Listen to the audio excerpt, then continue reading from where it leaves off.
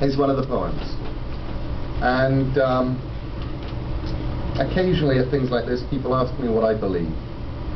And I guess if you want to know what I believe, most of it's in this poem. And it's called Locks. We owe it to each other to tell stories, as people, simply, not as father and daughter. I tell it to you for the 100th time.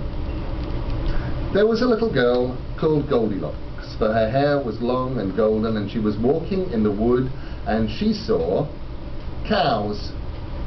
You say it with certainty, remembering the strayed heifers we saw in the woods behind the house last month. Well, yeah, perhaps she saw cows, but she also saw a house. A great big house, you tell me. No, a little house all painted, neat and tidy. A great big house! You have the conviction of all 2-year-olds. I wish I had such certitude. Yes, a great big house. And she went in.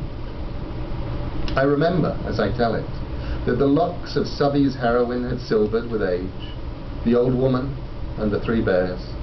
Perhaps they had been golden once, when she was a child. And now we are already up to the porridge. And it was too hot. And it was too cold. And then it was, we chorus, just right. The porridge is eaten. The baby's chair is shattered. Goldilocks goes upstairs, examines beds, and sleeps unwisely. But then the bears return. Remembering Southey still, I do the voices. Father Bear's gruff boom scares you, and you delight in it. When I was a small child and heard the tale, if I was anyone, I was Baby Bear. My porridge eaten, and my chair destroyed, my bed inhabited by some strange girl. You giggle when I do the baby's wail. Someone's been eating my porridge, and they've eaten it all up, you say.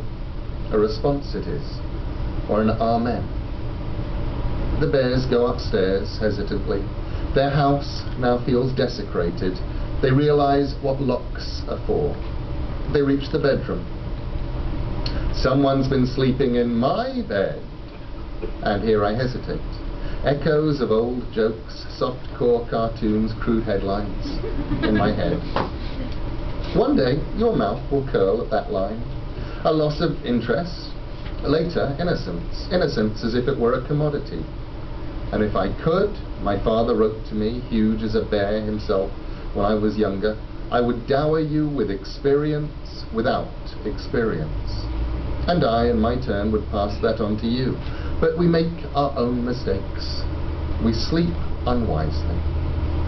The repetition echoes down the years. When your children grow, when your dark locks begin to silver, when you are an old woman alone with your 3 bears, what will you sing? What stories will you tell?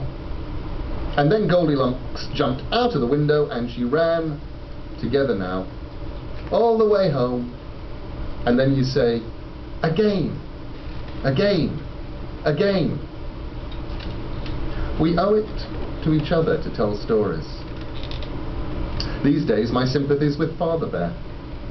Before I leave my house I lock the door and check each bed and chair on my return.